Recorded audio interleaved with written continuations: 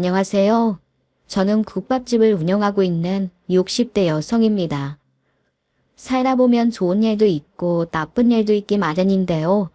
저에게는 유독 다시는 떠올리고 싶지 않은 힘든 일들이 많았습니다. 그 중에서 가장 괴상하고 끔찍했던 건 바로 멀쩡히 살아있는 아들의 장례를 치른 일이었어요. 어떻게 그럴 수가 있느냐고요? 저도 그때를 떠올리면 너무나 괴이하고 아찔해서 제가 겪은 일이 믿기지 않을 정도인데요. 제가 겪은 기가 막힌 이야기 지금부터 들려드리도록 하겠습니다. 저는 아들이 7살이 되던 해 집을 나왔습니다. 남편은 여성 편력이 심하고 술만 먹었다 하면 폭력을 휘두르는 인간이었어요. 그래도 자식을 생각해서 참고 또 참으며 살았는데 그날은 정말 이대로 가만히 있다간 맞아 죽겠구나 싶더라고요. 남편이 저에게는 최악의 남자였지만 그래도 아들은 예뻐했거든요. 그래서 애를 두고 나와도 남편이 아들까지 때리진 않겠지 하는 마음으로 급하게 도망을 나오게 되었습니다. 아이를 데리고 나오는 건 내 욕심이지 아이를 위한 길이 아니라고 생각했거든요. 하지만 절대로 아이를 버릴 생각은 아니었습니다. 어떻게든 두 사람 먹고 살 수 있을 만큼 자리 잡으면 바로 데리러 갈 생각이었어요. 그리고 그 다짐을 지키기 위해 저는 몸이 부서져라 일을 했습니다. 국밥집에서 서빙을 하고 퇴근하면 반지하 쪽방에서 인형 눈알을 붙이고 박스를 접었어요. 그렇게 악착같이 일하며 5년을 모으니 방 2개짜리 빌라를 얻고 작은 국밥집 하나를 인수할 수 있을 만큼 돈이 모이더군요. 작고 허름한 가게였지만 꾸준히 단골분들이 오시는 가게라 아들과 둘이서 먹고 살 만큼은 벌 수 있을 것 같더라고요. 경제적으로 준비가 되자마자 저는 동수에게 연락해 아들과 한번 만나게 해달라고 부탁했습니다. 제 처지를 잘 알고 있던 동서는 남편 몰래 아들을 설득해 어렵게 자리를 만들어 주었어요. 5년 만에 아들 얼굴을 본다고 생각하니 너무나 기쁘고 설레면서도 혹시 날 원망하고 증오하지는 않을까 걱정이 되어 며칠 동안 밤에 잠도 오지 않았습니다. 그리고 드디어 아들과 만나기로 한 날이 되었어요. 약속 장소에서 뛰는 가슴을 달래며 아들을 기다리고 있는데 저 멀리서 키가 훤칠하니 커버린 아들이 굳은 표정으로 들어오는 것이 보이더군요. 훌쩍 자란 아들의 얼굴을 보니 가슴이 미친 듯이 뛰어서 터져버릴 것만 같더라고요. 승재야, 엄마야, 엄마 얼굴 기억나? 앉아요. 사람들이 쳐다봐요. 아들의 퉁명스러운 목소리에 방금 전까지 뛰던 심장이 얼어붙을 듯 차가워진 기분이 들었습니다. 그 한마디 말에 바로 알겠더군요. 아들이 저를 미워하고 있다는 것을요. 저는 눈물이 터져 나오려는 것을 간신히 참아내고 아들의 얼굴을 천천히 살폈어요. 애가 타는 저와 달리 아들은 제 얼굴을 쳐다보지조차 않았습니다. 놀랐지. 말도 없이 사라졌다가 이렇게 나타나서. 그동안 잘 지냈어? 그걸 질문이라고 해요? 내가 잘 지냈을 것 같아요? 미안해, 승재야. 그때는 다른 방법이 없었어. 아빠랑 같이 살다간 엄마가 죽을 것만 같아서 그랬어. 하지만 집 나오고 나서 네 생각에 하루도 편하게 자본 적이 없단다. 하루 종일 고되게 일을 하면서도 너 하나만 생각하고 이 악물고 버텼어. 얼른 돈 벌어서 우리 승재 데리고 와야지 하면서 말이야. 엄마가 능력이 없어서 찾아오는데 5년씩이나 걸렸지만 이제는 너랑 둘이 밥 안 굶고 살 수 있을 만큼은 돼. 그러니까 아빠랑 사는 게 힘들면 엄마한테 와. 이제부턴 엄마가 지켜줄게. 지키긴 누가 누구 지킨다는 거야. 꿈 깨고 갈 길 가세요. 자식 버릴 땐 언제고 이제 와서 엄마 행세야. 아들이 웃는 얼굴로 절 반길 거란 생각은 안 했지만 그럼에도 날카로운 말들은 비수가 되어 가슴에 꽂히더군요. 저는 더 이상 눈물을 참지 못하고 흐느끼며 두 손을 모아 빌기 시작했어요. 미안해. 엄마가 정말 미안해. 몇 번이고 너한테는 사과하고 또 사과할게. 그래도 엄마니까 한 번만 용서해주면 안 될까? 엄마가 너한테 잘못한 건 평생 갚으며 살게.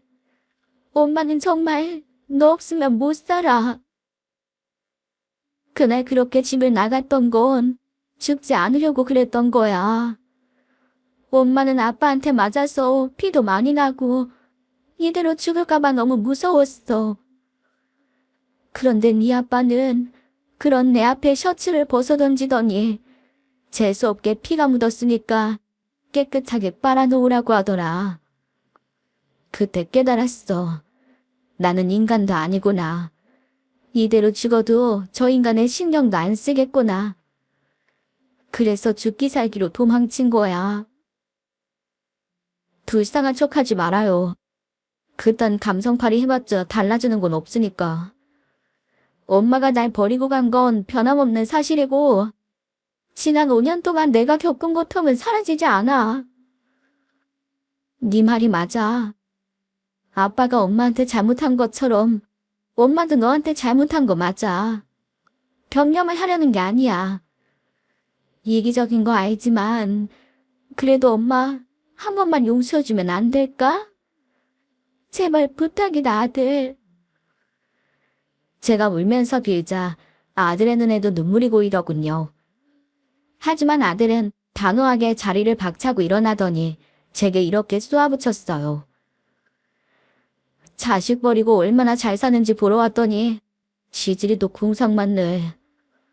앞으로 다시는 연락하지 마요. 승재야, 어디 가니? 조금만 더 있다가... 승재야. 아들은 그대로 저를 두고 사라졌습니다. 저는 그 자리에 망부석처럼 허망하게 주저앉아 계속 눈물만 흘렸네요. 그 뒤로도 몇 번 동서를 통해 아들에게 연락을 취해봤지만 아들은 제 연락을 받지 않았습니다. 아들을 데려올 생각에 미친 듯이 열심히 살았는데 자식에게 외면받으니 더 이상 삶의 의미가 없더라고요. 저는 모든 의욕을 상실한 채 하루하루 죽지 못해 살게 되었습니다. 그러던 어느 날이었어요. 모르는 번호로 전화가 걸려왔습니다. 평소라면 받지 않았을 텐데 설명할 수 없는 이상한 느낌이 들어 전화를 받아보았어요. 안녕하세요. 혹시 정승재 학생 어머님 되십니까? 네, 제가 승재 엄마인데요. 그런데 누구시죠? 여기 경찰서인데요. 애들끼리 싸움이 났는데 애들이 미성년자라 보호자가 동행해야 했어요. 지금 바로 경찰서로 오실 수 있습니까? 지금요? 그럼요. 가야죠. 당장 가겠습니다. 저는 전화를 끊자마자 가게에서 국밥을 먹고 있던 손님들도 전부 내보냈고 가게 문을 닫았어요. 그리고 곧장 택시를 타고 경찰서로 달려갔습니다. 헐레벌떡 도착해보니 고개를 푹 숙인 채 의자에 앉아있는 아들의 모습이 보이더군요. 그리고 그 옆에는 아들과 같은 교복을 입고 있는 다른 남학생이 있었어요. 한쪽 눈이 새파랗게 멍이 들어 있더군요. 저는 다급하게 아들에게로 달려가 얼굴을 붙잡고 이쪽 저쪽을 살펴보았습니다. 다행히 아들의 얼굴은 멀쩡했어요. 승재야, 너 괜찮아? 이게 무슨 일이야?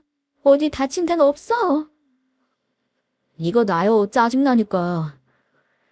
그러지 말고 가만히 좀 있어봐. 어쩌다가 경찰서까지 온 거야? 누가 너 놀렸어? 아님 괴롭혔니? 그런 거 아니라고요. 아들은 버럭 소리를 지르며 제 손을 밀쳐냈습니다. 하지만 너무나 걱정되는 마음에 그 순간엔 서운하지도 않더라고요. 그렇게 아들과 실랑이를 하고 있는데 등 뒤에서 누가 기가 차가는 듯이 혀를 차는 소리가 들렸습니다. 그리고 뒤를 돌아 맞은 아이의 엄마를 본 순간 저는 그 자리에 그대로 얼어붙고 말았어요. 그 애미의 그 아들이네. 난 또 누구라고. 아, 재수가 없으려니까 진짜. 너야말로 여기가 어디라고 고개를 빳빳이 들고 다녀. 애들 앞에서 부끄럽지도 않아. 내가 왜? 자식 교육 제대로 못 시킨 당신이 부끄러울 일이지. 하긴 그 애한테 들어보니 애 버리고 집을 나갔다는데 자식 교육에 관심이나 있었겠어. 그래서 이거 어쩔 거야. 우리 애 얼굴 꼬라지를 좀 보라고. 저는 주먹을 꼭 말아준 채 분노를 삭히려 안간힘을 썼습니다. 그 여자는 다름 아닌 제 남편의 내연녀였어요. 제가 집을 나갔던 당시 남편이 만나던 여자였는데 아직까지 남편과 그런 관계일 줄은 꿈에도 몰랐습니다. 아무리 그래도 법적인 부인은 전데 그런 제 앞에서 내연녀는 기가 죽기는커녕 오히려 기세가 등등하더군요. 아, 됐고. 경찰 아저씨, 당장 저 자식 깜빵에 잡아쳐 넣으라고요. 일단 진정 좀 하시고요. 보호자 오셨으니까 이쪽 진술도 들어봐야죠. 듣기는 뭘 들어요. 일방적인 폭행이라니까. 쟤 지금 안 잡아쳐 넣으면 나중에 폭력배 된다니까요. 딱 봐도 싹수 노란 거 안 보여요? 애가 얼마나 폭력적이면 같은 반 친구 얼굴을 이렇게 만들어요. 애미 없이 자란 얘가 젖꼴이지 진짜. 내연녀는 경찰에게도 고래고래 소리를 치며 당장 우리 아들을 깜방에 넣으라고 난리를 부렸습니다. 그제야 왜 남편이 아닌 제게 보호자를 찾는 연락이 왔는지 알겠더군요. 애아빠가 이 광경을 보면 우리 아들에게 어떻게 했을지 너무나도 눈에 보였거든요. 아들을 지킬 수 있는 사람은 저밖에 없었습니다. 저는 곰곰이 생각하다 얼굴이 시뻘개져서 고함을 치는 내연녀에게 다가가 찰싹 뺨을 내리쳤습니다. 돌발 상황에 그 여자도 당황했는지 소리 지르는 걸 멈추고 저를 빤히 쳐다보더군요. 미쳤어. 지금 이게 무슨 짓이야. 여기 경찰서야. 그래. 나 우리 아들 이렇게 가르쳤어. 고당한 일 당하면 참지 말라고. 바보같이 가만히 당하고만 있지 말라고 말이야. 우리 아들이 저렇게까지 한 데는 다 이유가 있겠지. 지 엄마 닮아서 그쪽 아재도 사리분별 못하고 아무 말이나 짓거리고 다녔을 거야. 안 봐도 훤해. 가정교육을 그렇게 받았을 테니까. 너 지금 말 다 했어? 모자가 쌍으로 돌았나? 둘이 같이 손잡고 폭행으로 깜빵 가볼래? 잘 들어. 너 내 아들 호소 못해. 우리의 몸에 털끝 하나라도 상하게 하는 순간 너도 상간녀로 깜빵 가는 거야. 자식한테 참 좋은 교육이겠다. 자기 엄마가 간통죄로 감옥 가면 말이야. 가정 있는 사람 건드리면 저렇게 벌을 받는구나 하고 배우지 않겠어? 뭐야? 지금 말 다 했어. 그동안 너랑 내 남편한테 당한 거 생각하면 죽도록 해줘도 시원찮은데 애들 앞이라 찾는다. 너야말로 가정교육 똑바로 시켜. 나쁜 것만 보고 배울라. 내 언니는 제 말에 대꾸도 못하고 붉어진 얼굴로 씩씩대기만 했습니다. 저는 아들의 손을 잡고 경찰서 밖으로 나왔어요. 아들은 의외로 제게 순순히 손에 잡힌 채 따라 나오더군요. 왜 그랬어? 친구는 왜 때린 거야? 꼰대처럼 굴지 마요. 짜증나니까. 아까는 엄마가 너 지켜주려고 그렇게 말한 거지만 사람을 때리는 건 나쁜 행동이라는 거 너도 알잖아. 대체 왜 그런 거니? 그 새끼가 아빠랑 그 여자랑 결혼할 거라고 그러잖아요. 둘이 결혼하면 난 그 집에서 쫓겨날 거라고. 그럼 난 엄마한테도 버림받고 아빠한테도 버림받는 거라고. 부모도 내놓은 거지기. 인간 취급할 필요도 없다면서. 걔가 먼저 날 쳤다고. 그런 말을 해? 정말 누구 닮아서 말도 참 못되게 하네. 승재야, 똑바로 들어. 엄마 너 버린 거 아니야. 그리고 네 아빠도 자식한테 그럴 사람은 아니야. 그래도 네가 불안하고 걱정스러우면 그 집에 들어가지 말고 엄마랑 살자. 아직 엄마 많이 미워하는 거 아는데 그래도 그 여자랑 같은 집에서 사는 것보단 낫지 않겠어? 엄마가 너 하나도 간섭 안 할게. 그냥 네 밥 차려주고 빨래해주고 뒷바라지 할 수 있게만 해줘. 20살 될 때까지만 그렇게 살자. 아들은 잠시 고민하더니 한숨을 쉬며 고개를 끄덕이더군요. 제가 좋아서 그러는 게 아니라 최악의 상황을 피하기 위해서라며 볼멘 소리로 말하더라고요. 이유야 어찌됐든 드디어 아들과 함께 살 수 있게 되었다는 생각에 날아갈 듯 기뻤어요. 그렇게 꿈에 그리던 아들과의 생활이 시작되었습니다. 저는 열심히 국밥집 일을 하며 아들의 뒷바라지를 했어요. 매일 따뜻한 밥을 차려 먹여보내고 원하는 게 있으면 무엇이든 사주려 했습니다. 용돈도 부족함 없이 주었고요. 하지만 아들은 좀처럼 마음의 문을 쉽게 열지 않았어요. 아무래도 제가 떠나 있던 그 5년의 세월이 아들에겐 커다란 마음의 구멍이 된 모양이었습니다. 하지만 저는 그마저도 겸허히 받아들였습니다. 아들이 제게 퉁명스럽게 굴고 거리를 두어도 제가 잘못해서 벌을 받는 거라 생각했네요. 그저 아들과 함께 할 수 있다는 것에 감사한 마음뿐이었어요. 그런 제 마음을 아는 건지 모르는 건지 아들은 정확히 20살이 되자마자 독립을 하겠다고 선언하더군요.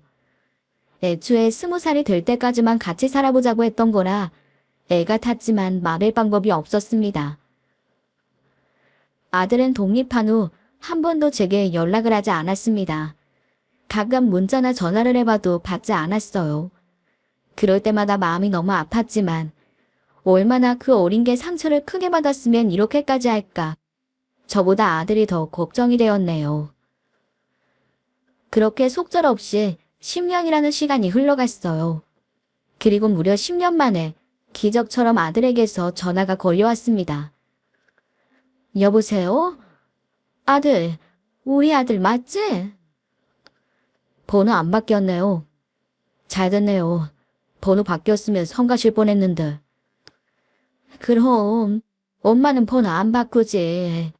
우리 아들 전화만 10년을 기다렸는걸. 잘 지내지? 건강히 잘 있고? 바쁘니까 용건만 말할게요. 저 결혼해요. 올 가을에 시골리기로 했어요. 홍나, 정말? 축하한다. 우리 아들이 결혼을 하다니. 벌써 나이가 그렇게 됐구나. 그래, 신부는 누구니? 무슨 일 하는 친구야? 그런 거 알 거 없고요. 다음 주에 상견례 하기로 했는데 혹시 나올 수 있어요? 진짜 이런 부탁하기 싫었는데 부모님 두 분 다 안 나와 계시면 저쪽 보기에도 좀 그렇잖아요. 네 아빠는 안 나온다고 그러디? 그 사람한테는 연락하고 싶지도 않고요. 연락처도 몰라요. 어디 가서 살았는지 죽었는지 그것도 모르고요. 암튼 그래서 나올 거예요, 말 거예요? 나가야지. 당연히 그래야지. 가게 문 닫고 나갈 테니까 걱정하지 말아라. 혹시나 해서 하는 말인데 상견례 자리에서 쓸데없는 소리나 하지 말아요. 그냥 와서 자리만 채우다 가시라고요. 장소랑 시간은 문자로 보낼 테니까 늦지 말고 오세요. 아들은 거의 통보하다시피 하고는 그대로 전화를 뚝 끊어버렸습니다. 하지만 저는 아들의 결혼식에 참석할 수 있다는 것만으로도 기뻤습니다. 상견례 자리에 불러준 것도 고마웠고요. 저는 아들과의 약속을 지키기 위해 2주 동안 열심히 상견례 준비를 했습니다. 태어나 처음 피부과에도 가보고요. 백화점에서 좋은 옷도 샀어요. 그리고 상견례 날 아들에게 폐를 끼치면 안 된다는 마음으로 최선을 다해 단정하게 꾸미고 약속 장소로 나갔습니다. 식당 앞에 도착하니 예비 며느리와 사돈들이 저를 기다리고 계시더군요. 모두들 긴장한 티가 역력했지만 하나같이 인상이 좋고 무척 친절하셨어요. 덕분에 저도 긴장이 좀 풀렸습니다. 딸아이를 정말 예쁘고 똑부러지게 잘 키우셨어요. 정말 훌륭하십니다. 저는 승주한테 뭐 하나 제대로 해준 것도 없는 부족한 엄마라서 반성이 많이 되네요. 부족하긴요. 우리 정군이 얼마나 듬직하고 책임감이 강한데요. 그게 다 사돈께서 올바르게 키워주신 덕 아니겠습니까? 우리 세정이한테 얘기 들어보니까 학창 시절부터 자기 관리가 철저하고 원칙은 꼭 지켜서 바른 생활 어린이상도 받았다던데요. 어머, 그런가요? 아유, 부끄럽지만 제가 먹고 사느라 너무 바쁘게 살아서 제 자식인데도 아들에 대해 모르는 게 많네요. 따님은 어릴 때 어땠나요? 그나저나 제가 승재 어렸을 때 일찌감치 애 아빠랑 따로 살아서 애들 시골일 때 거의 저희 친정 쪽만 올 것 같은데 사돈댁은 초대하실 분이 많으시겠죠? 아네, 그렇겠죠. 안사돈이 멋쩍게 웃자 모두가 따라 웃으며 순간 어색했던 공기가 흐려졌습니다. 마침 바깥에서 똑똑 노크하는 소리가 들리더니 종업원이 식사 후 디저트를 가지고 들어왔어요. 한 입 크기로 먹기 좋게 깎은 과일들이 각자의 앞에 놓여졌습니다. 안사돈은 포크로 복숭아 한 조각을 집어 맛을 보더니 감탄하며 말했습니다. 어머, 복숭아 맛있다. 얼른 먹어봐, 세정아. 너 과일 좋아하잖아. 그런데 그 순간 제 아들이 안사돈의 손을 가볍게 막는 게 아니겠어요? 세정아, 너 복숭아 알러지 있다고 하지 않았어? 맞아. 엄마, 나 복숭아 알러지 있잖아. 아, 맞다. 그러네, 참. 아휴, 내 정신 좀 봐. 안사돈이 또 한 번 웃었지만 이번에는 아무도 따라오지 않았습니다. 결혼식에 올 양가 친척이 어느 정도 되는지 모를 수 있다 해도 알러지가 있는데 그걸 모르다니 뭔가 이상하다는 생각이 들더군요. 찜찜한 기분에 곁눈질로 보니 예비 며느리가 차가운 얼굴을 하고 안사돈을 쏘아보고 있더군요. 아들은 그 장면을 보지 못한 것 같았어요. 이상한 느낌에 소름을 끼쳤지만 저는 아무 말도 못하고 가만히 있을 수밖에 없었습니다. 쓸데없는 소리 하지 말고 자리나 채우다 가라던 아들의 말 때문이었어요. 어딘가 찝찝했던 상견례 이후 두 사람은 무사히 식을 올렸습니다. 혼주석에 앉아 아들내외에게 절을 받을 때는 찔끔 눈물이 다 나더군요. 내가 여기 있을 자격이 있나 싶으면서도 내 자식이 이렇게 커서 장가를 가는구나 하는 뿌듯함과 기특함에 가슴이 벅차올랐네요. 결혼식에 참석한 이후 아들과는 다시 연락할 일이 없을 줄 알았는데 생각지도 않게 며느리에게서 전화가 오더군요. 신혼여행 다녀왔으니 인사하러 한번 들르겠다고요. 저는 부랴부랴 집 청소를 하고 음식을 만들어 아들내외를 맞을 준비를 했습니다. 설마 했는데 진짜로 며느리와 아들이 같이 집으로 오더라고요. 아들의 얼굴은 굳어 있었지만 화가 난 것 같진 않았어요. 저는 그것만으로도 고마워서 버선발로 뛰쳐나갔습니다. 어서 들어와. 오느라 고생했지? 아휴, 뭘 이런 걸 사오니. 그냥 와도 되는데. 어머님 잘 지내셨죠? 저희가 맛있는 고기 사왔어요. 같이 구워 먹어요. 어머, 근데 집안에 벌써 맛있는 냄새가 가득한데요? 음식 하셨어요? 냄새가 너무 좋아요. 내가 국밥집만 몇 년을 했는데 요리는 자신이 있지. 갈비찜이랑 반찬 조금 만들었어. 배고플 텐데 밥부터 먹자. 감사해요, 어머니. 저희 온다고 이렇게나 신경 써주시고. 근데 어머니, 국밥집 오래 하셨으면 요리는 진짜 잘하시겠네요? 국밥 말고 또 어떤 거 하실 줄 아세요? 웬만한 건 다 하지. 왜, 뭐 먹고 싶은 거 있니? 뭐든 말만 하렴. 내가 만들어줄게. 어머, 정말이요? 사실 제가 엄마 닮아서 요리는 아예 젬병이거든요. 둘이 같이 맞벌이 하니까 매일 밥 차리는 것도 일이라 배달을 시켜 먹어야 하나 걱정하고 있었는데 너무 잘 됐네요. 며느리는 앞으로 반찬 걱정은 덜게 되었다며 좋아하더군요. 그리고 아들도 며느리도 제가 차려준 밥을 정말 맛있게 먹었습니다. 잘 먹는 걸 보니 저도 마음이 흐뭇하고 좋더라고요. 그래서 앞으로 기본적인 밑반찬 몇 가지는 제가 매주 만들어 갖다 주기로 약속했네요. 혹시 아들이 반대하진 않을까 걱정했는데 다행히 아무 말이 없더군요.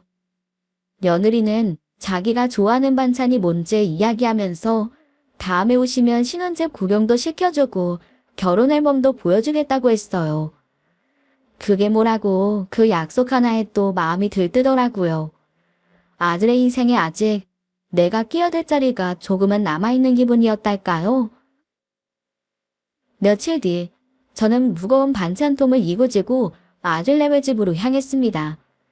반찬 만드는 건 그다지 어렵지 않았는데 그걸 들고 집까지 찾아가는 게 일이더군요.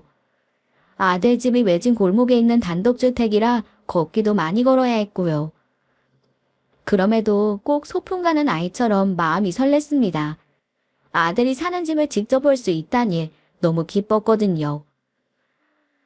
저는 집 앞에 도착해 떨리는 마음으로 초인종을 눌렀습니다.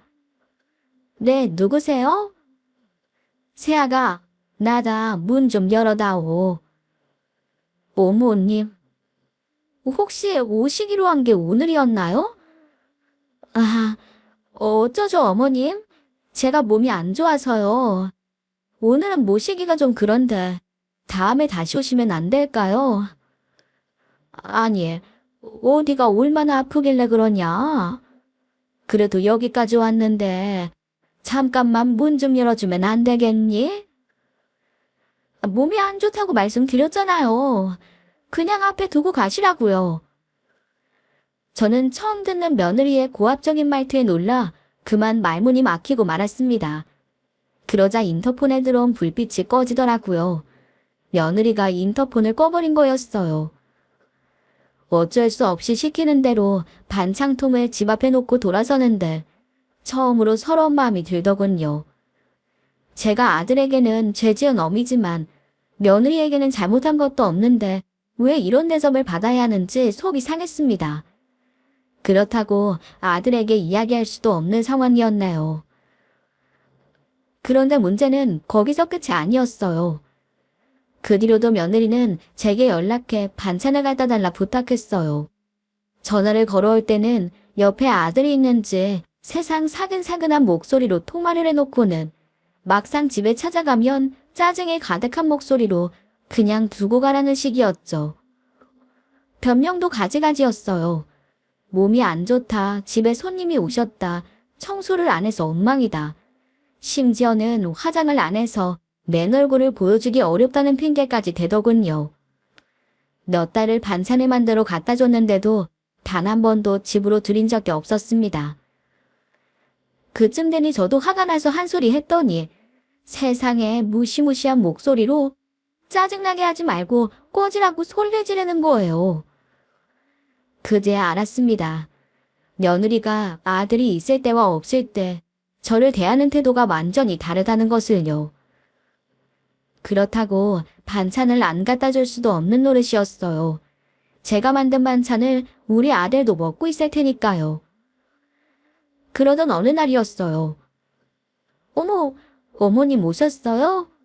들어오세요. 제가 맛있는 커피 타드릴게요. 들어오라고? 정말 그래도 되는 거냐? 당연하죠. 문 열어드릴게요. 그날은 웬일로 며느리가 제게 사근사근하게 굴더라고요. 집안에도 들어오라고요. 아들도 출근하고 집에 없는데 얘가 왜 이럴까 싶었지요. 아니나 다를까 제게 믹스커피 한 잔을 타주더니 며느리는 꼼꼼이를 드러내기 시작했습니다. 어머님, 혹시 여윳돈 좀 있으세요? 여윳돈? 갑자기 무슨 돈 얘기냐? 여기 신혼집이요. 2층짜리 단독주택이잖아요. 남편이 우겨서 전세로 들어온 건데 얼마 전에 집주인분이 돌아가셨어요. 그래서 집주인이 바뀌었는데 그분이 여기 싹 헐고 다시 짓겠다고 저희더러 최대한 빨리 나가달라잖아요. 그래서 부랴부랴 다른 집 찾아봤는데 요즘 서울 집값이 장난이 아니더라고요. 여기 전세금으로는 작은 아파트도 못 가는데 걱정되어서 죽겠어요, 요즘. 그래? 그래도 너희 둘이 같이 버는데 대출을 받아도 힘든 거니? 이 집도 대출받아서 들어온 걸요? 한 달 대출이자가 얼마인지 아세요? 지금 그것 때문에도 힘들어 죽겠다고요. 며느리의 말에 조금 망설여지더군요. 사실 저에게는 아들이 결혼할 때 보태주려고 모아둔 돈이 1억가량 있었습니다. 하지만 아들이 거의 연을 끊다시피 하고 집을 나간 데다가 제 돈은 절대 받지 않으려고 해서 그대로 갖고만 있었거든요. 다른 것도 아니고 집 문제라는데 어떻게 해야 할지 고민이 되더라고요. 제가 흔들리는 걸 알았는지 며느리가 눈치를 채고 다시 한번 말을 꺼냈습니다. 혹시 비상금이나 그이한테 주려고 모아두신 돈 없으세요? 그게 많지는 않고 다 긁어 모으면 한 1억 정도 있지. 근데 그걸로 되겠니? 당연하죠. 1억만 더 있어도 아파트 구할 수 있을 거예요. 너무 다행이에요. 며느리는 제 돈을 이미 받은 것처럼 이야기하더군요. 다른 데 쓰는 것도 아니고 집었는데 쓰겠다는데 괜찮겠지 싶어서 저는 1억을 며느리의 통장에 이체해 주었습니다. 아들에게는 제가 줬다는 말을 따로 하지 않기로 했어요. 나중에 분위기 봐서 이야기해도 괜찮겠다 싶을 때 하겠다더군요. 저는 며느리를 믿고 그렇게 하라고 했습니다. 그렇게 2달이 흘렀어요. 아무리 기다려도 이사했다는 소식이 없길래 저는 며느리에게 집은 잘 구했는지 전세금은 무사히 해결됐는지 문자로 물어보았습니다. 하지만 며느리에게선 아무런 답이 없었어요. 순간 덜컥 겁이 나더라고요. 제가 수십 년간 안 먹고 안 자고 치열하게 모은 돈 1억을 넘겨줬는데 그 돈이 어떻게 된 건지 알 길이 없었으니까요. 저는 다급한 마음에 당장 아들네의 집으로 찾아갔습니다. 급하게 나오느라 몰랐는데 도착할 때쯤 비가 내리기 시작했어요. 저는 내리는 비를 고스란히 맞으며 초인종을 눌렀네요. 누구세요? 아니, 어머님이 무슨 일로 오셨어요? 새아가 문 좀 열어봐라. 내가 물어볼 게 있어서 급히 찾아왔다. 연락도 없이 갑자기 찾아오시면 어떡해요. 저 지금 문 못 열어요. 예, 너 진짜 해도 너무하는 거 아니니? 내가 연락할 땐 받지도 않아놓고서 갑자기 찾아왔다고 문을 못 연다니. 아무리 우스워 보여도 내가 네 시엠이다. 밖에 지금 비 온다. 빨리 문 열어라. 며느리는 툴툴거리더니 인터폰을 끊고 슬리퍼를 질질 끌면서 집 밖으로 나오더군요.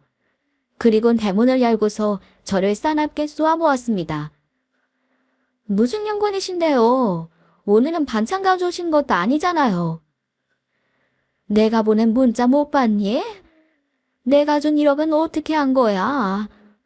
너 집주인이 2달 안에 집 비워달랬다며. 근데 왜 이사는 아직이야? 제가 어련히 알아서 해요.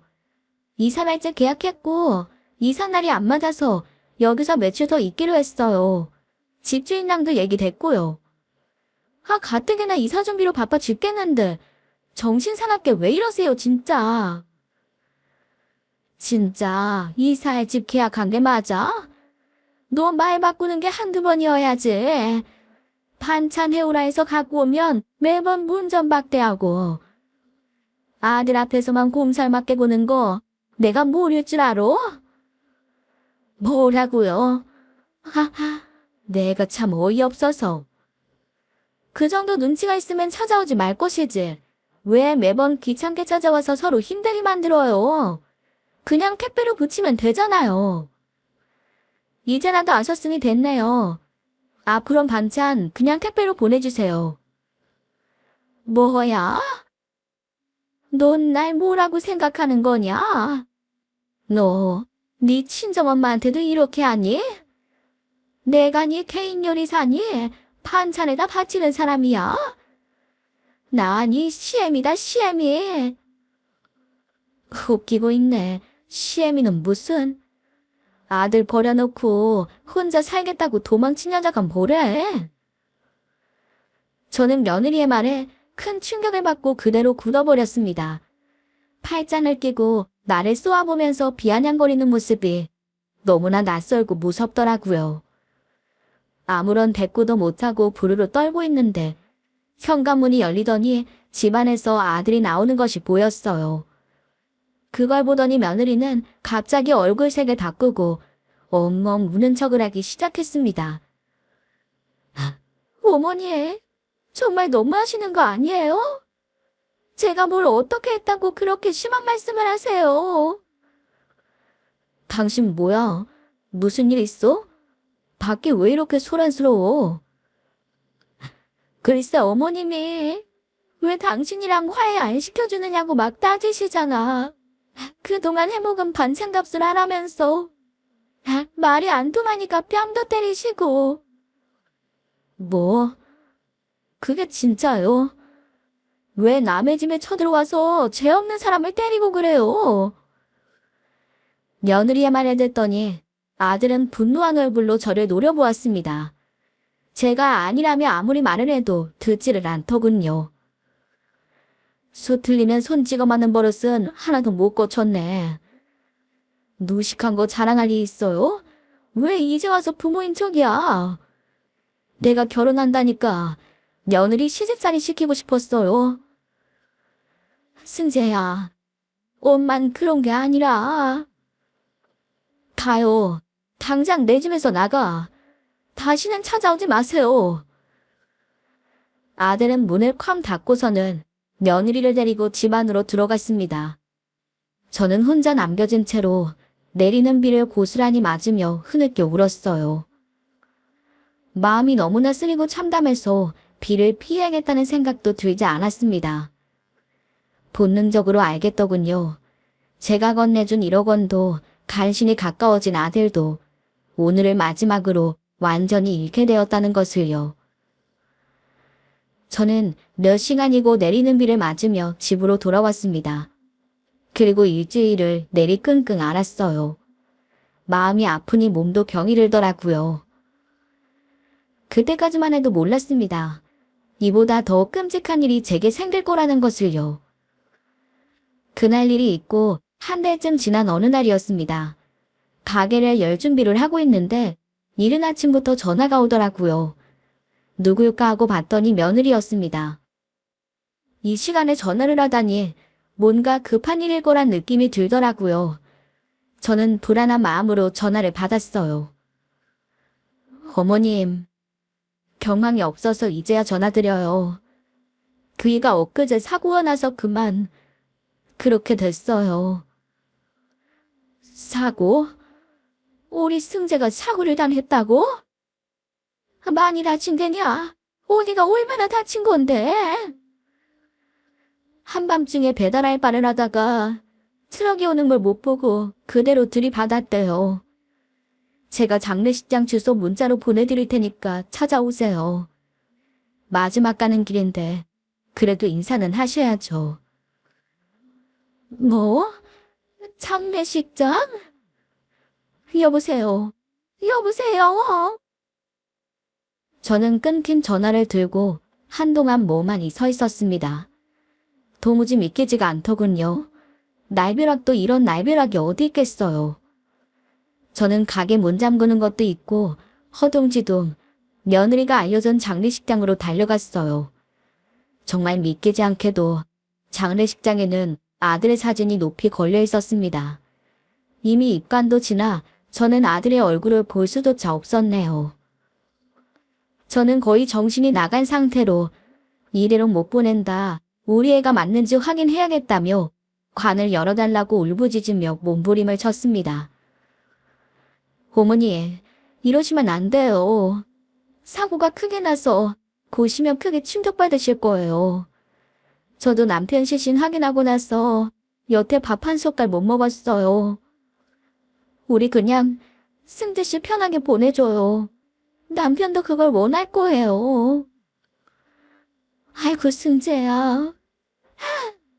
너는 사고가 나자마자 나한테 먼저 연락했어야지. 이제 알려주면 어떡하니? 우리 불쌍한 승재. 마지막으로 얼굴도 한번 못 보고 내가 우리 승재한테 미안해서 어떻게 죽니?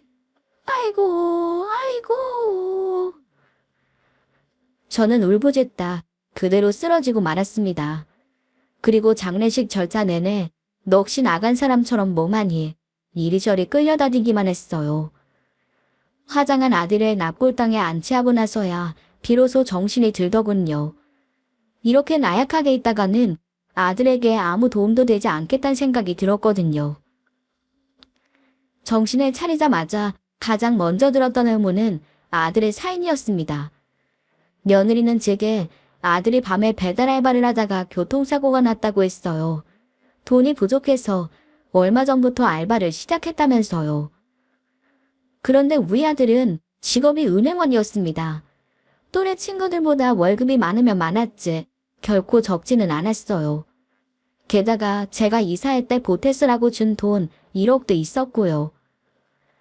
그리고 무엇보다 의심스러운 건 제 아들이 면허가 없다는 것이었어요. 아주 어릴 때 차 사고가 날 뻔한 걸 계기로 트라우마가 생겨서 차를 운전하는 걸 무서워하던 아이였습니다. 그래서 결혼할 때까지도 면허가 없었는데 그런 아들이 한밤중에 오토바이를 타고 배달을 하다가 교통사고가 나다니 아무리 생각해도 너무 이상하잖아요. 의심은 불씨가 되어 삽시간에 제 마음 가득 활활 타올랐어요. 이렇게 된 이상 어떻게 된 일인지 제대로 따져봐야 할 것 같았습니다. 저는 아무런 대책 없이 다짜고짜 아들네의 집으로 찾아가 보았습니다. 아마도 다른 곳으로 이사를 했겠지만 예전에 살던 집을 뒤져보면 뭐라도 나오지 않을까 하는 생각이 들었거든요. 혹시나 해서 벨을 눌렀지만 당연히 아무도 받지 않더군요. 저는 고민 끝에 열쇠공을 불렀어요. 문을 따고 몰래 들어가 볼 작전이었습니다. 어머니, 여기 어머니 본인 댁 맞으시죠? 요즘은 본인 집 아닌데도 막 문 따달란 이상한 사람이 많아서 그래요. 제 집은 아니고 저희 아들 집이에요. 아들 이름이 정승재. 아, 이거 보세요. 우편물이 정승재 앞으로 와 있잖아요. 정말이네요. 그럼 대문만 열어드려요? 아니면 현관도 따드릴까요? 일단은 대문부터 열어주세요. 열쇠공은 알겠다며 바로 작업을 시작했습니다. 그러더니 5분도 안 되어 문을 따주었어요. 저는 두근거리는 마음으로 발소리를 죽여 계단을 올랐습니다. 그리곤 조심스럽게 현관문 손잡이를 잡아 돌렸어요. 놀랍게도 현관문은 잠겨있지 않았습니다. 저는 천천히 문을 열고 안으로 들어갔어요. 그리고 문을 닫자마자 눈앞에 펼쳐진 놀라운 광경에 그만 경악하고 말았네요. 거실 한가운데에 한 남자가 식탁 의자에 꽁꽁 결박된 채 온몸이 묶여 있었어요. 그 남자 곁에는 2명의 여자가 서 있었고요. 놀랍게도 3사람 모두 제가 아주 잘 아는 얼굴이었습니다. 저는 비명을 지르며 결박당한 남자에게로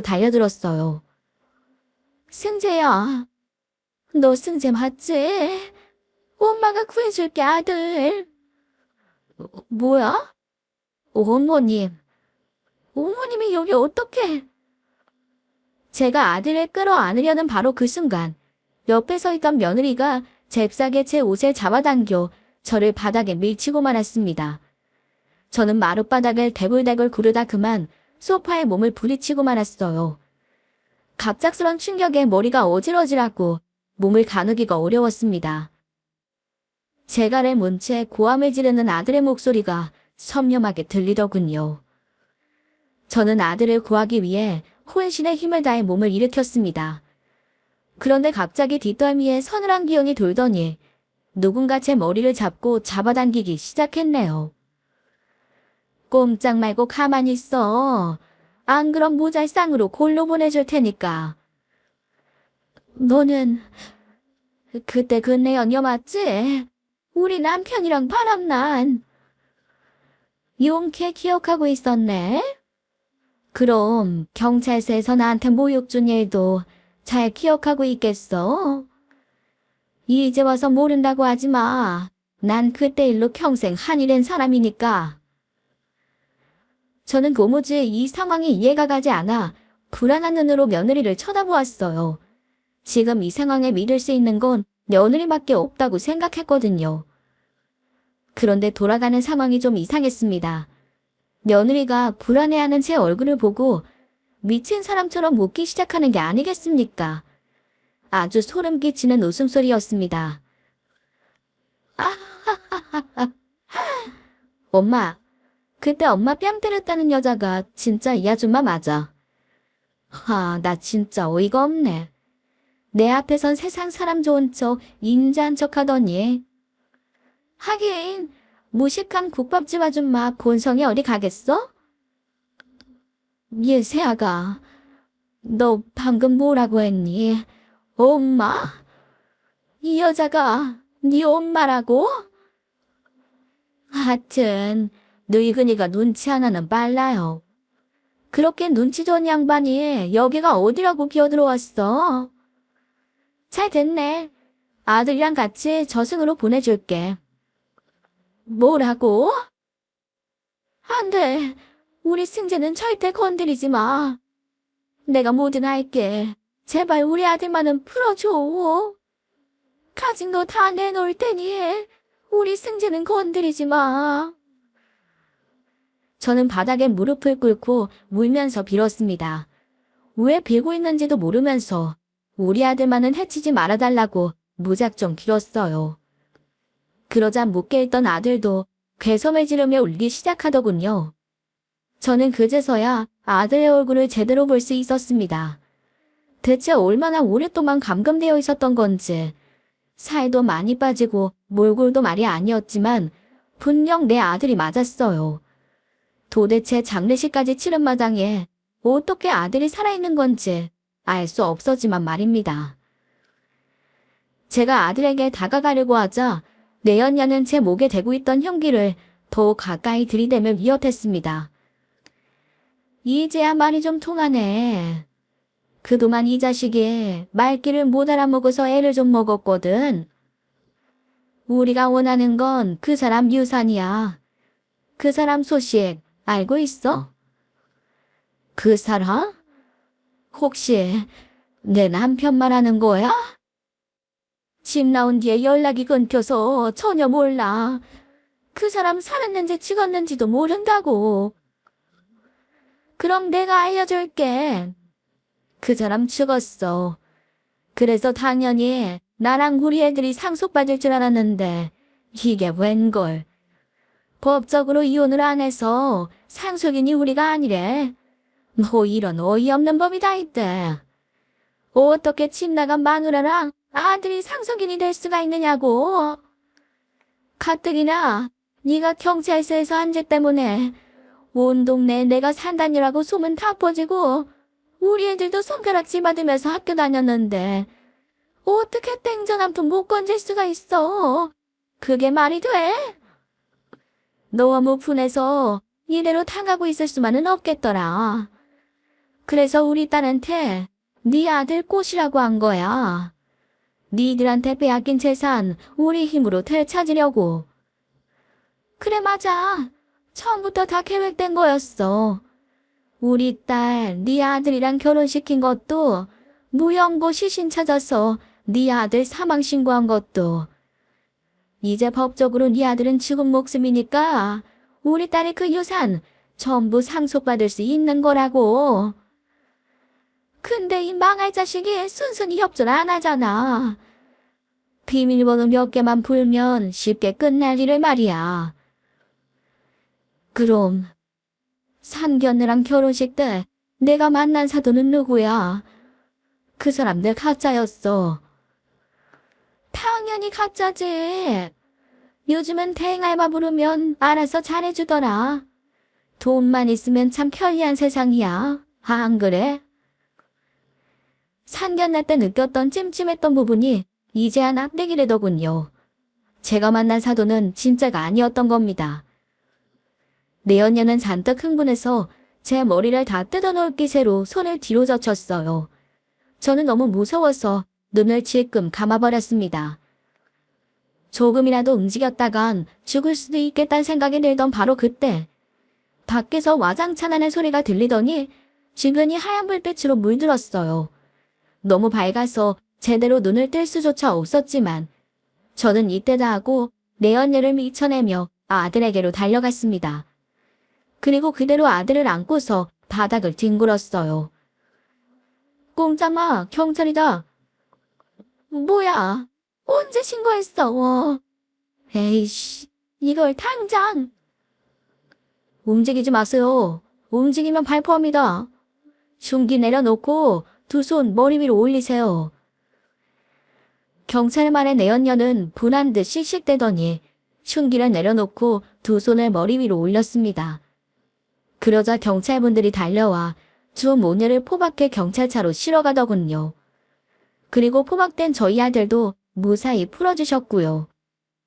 저는 너무나 다행스럽고 감사한 마음에 경찰분을 붙들고 고맙다는 인사만 반복했습니다. 괜찮으세요? 다치신 데는 없으시고요. 네, 저는 괜찮아요. 우리 아들은 다친 데 없나요? 얼마나 오래 묶여 있었는지 모르겠어요. 일단 구급차 타고 병원부터 가시죠. 같이 타시면 됩니다. 근데 어떻게 하고 구해주러 오신 거예요? 저는 신고를 한 적이 없는데요. 열쇠 수리하시는 분이 신고하셨어요.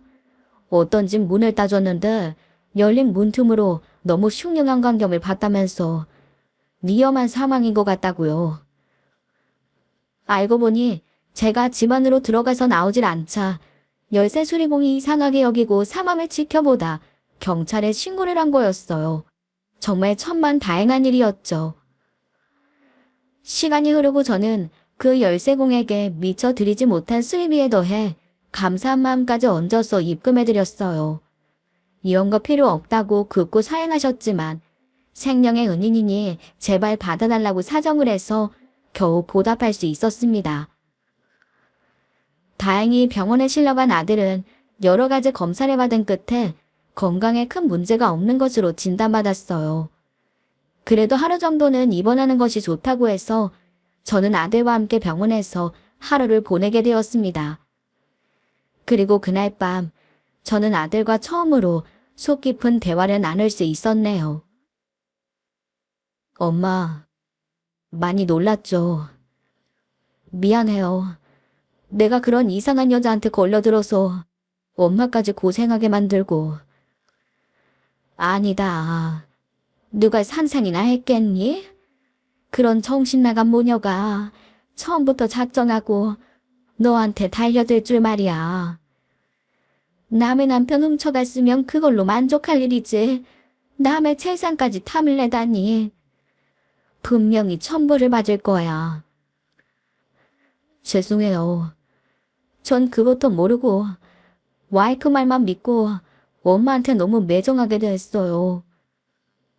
사실 진짜로 엄마가 미웠던 건 아니에요. 그냥 어렸을 때 엄마가 없어서 나도 너무 힘들었다는 걸 말하고 싶었을 뿐인데 그게 쉽게 말로 나오지 않더라고요. 그래서 더 퉁명스럽게 굴고 못되게 말했었나 봐요. 엄마도 다 알고 있어.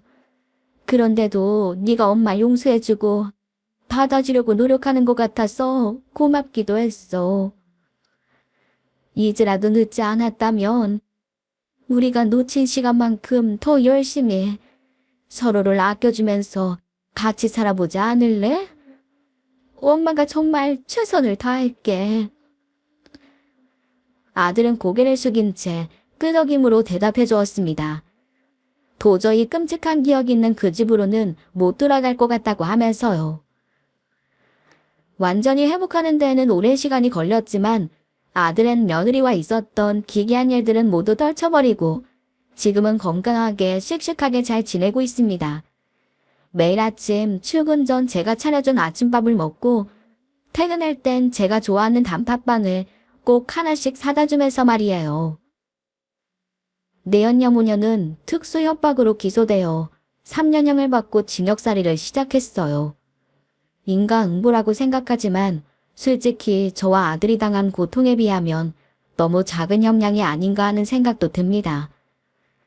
3년이 지나면 저희를 찾아와 해코지 하는 건 아닐까 하는 걱정도 들었지만 아들이 씩씩하게 그땐 자기가 절 지켜줄 거니 걱정할 필요 없다고 말하더군요. 사건이 종결되고 난 후 제가 며느리에게 넘겼던 1억은 다행히 무사히 돌려받을 수 있었습니다. 저는 그 돈을 아들에게 주었어요. 조금 늦었지만 아들이 요즘 만나는 사람이 생겼거든요. 결혼하면 집을 얻어야 하니 그때 보태 쓰라고 했습니다.